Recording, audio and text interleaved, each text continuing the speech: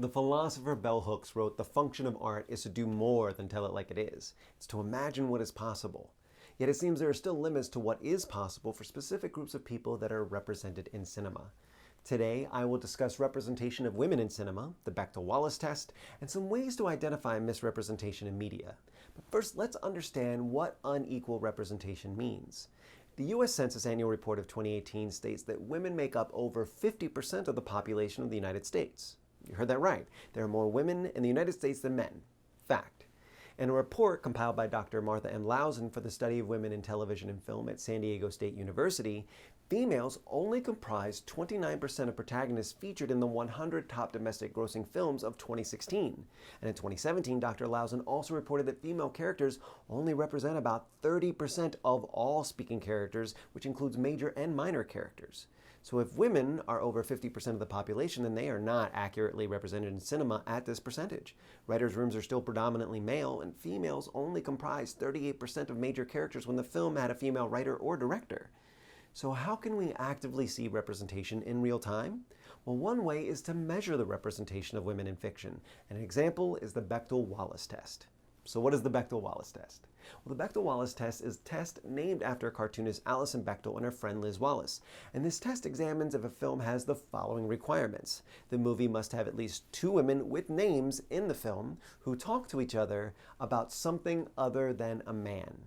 Now, there are also other tests for representation and equality out there, and I highly encourage you to look at the media you ingest through these lenses.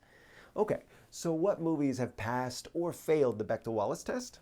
Well, some films that failed: Star Wars original trilogy, only has 3 female characters, none of them talk to each other. Harry Potter, few like Goblet of Fire, Deathly Hallows Part 2, where again, no women talk to each other at all. And the Avengers, no women talk to each other. In films that passed, well, surprisingly, Kill Bill Volume 1 and 2, American Pie, Aliens, Hidden Figures, just to name a few. So what does it matter if representation is equal in movies or TV? Well, sexism in cinema affects your world. For example, imagine your kids are watching a movie, and in this movie is an average Joe who is learning how to fight because he must save the world. But who's teaching him? A woman is.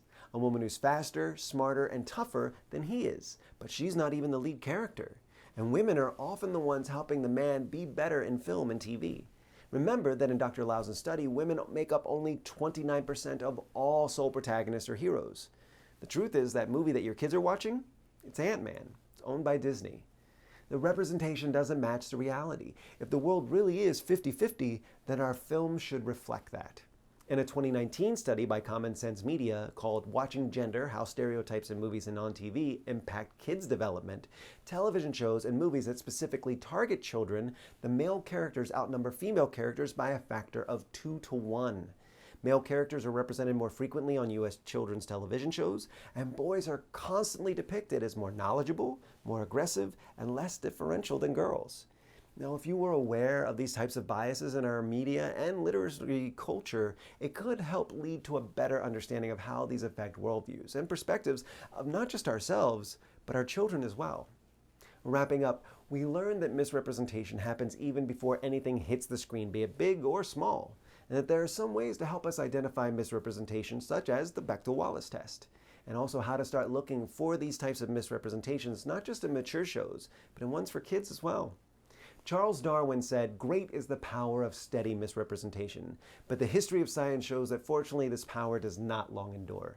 If we are aware of the ways that inequality weaponizes media, we can do better to educate ourselves towards progress despite its intentions.